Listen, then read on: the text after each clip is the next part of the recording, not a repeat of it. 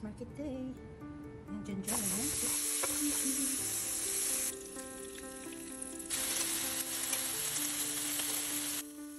Yan ang ating masarap na breakfast.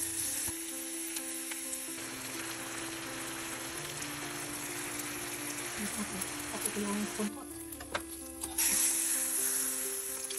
Ito yung asin. Squid. Dalamay.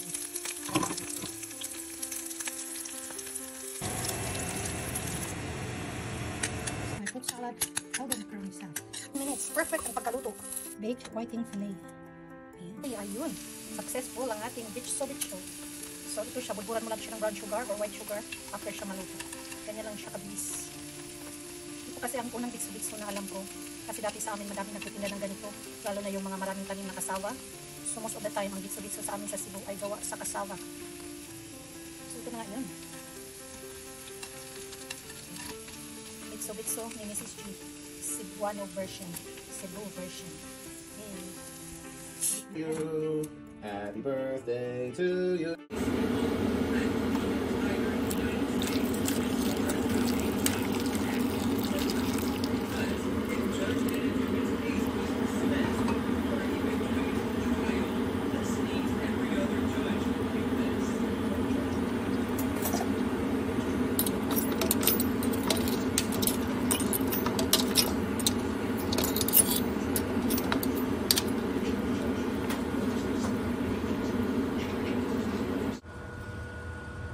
Hi lovelies! Ayan, magluluto tayo ng tinulang clams. So ayan, nilinis ko na. Hinugasan ko siya na, pinakulo ang tubig, saka ako gagawa ng sabaw. So ito na ang ating sabaw. So just luya, sili, and sibuyas dahon. Very simple. Sarap ang sabaw nito.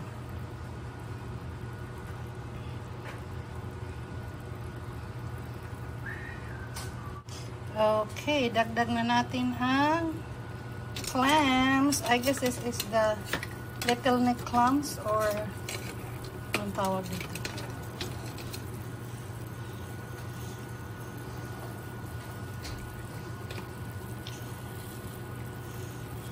Na pre-boiled ko na to.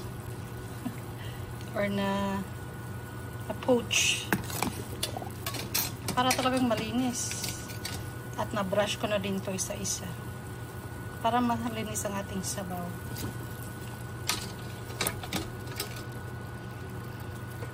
Pinaliyat ko to ng 3 days sa ref. Nilagyan ko lang siya ng ice cubes. Okay.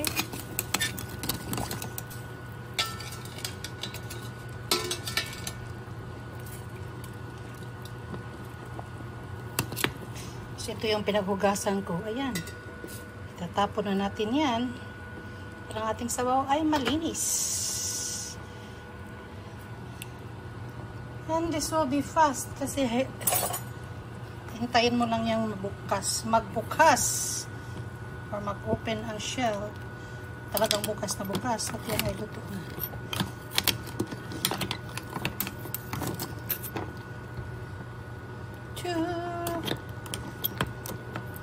Pakuluan muna natin para maglasa yung luya.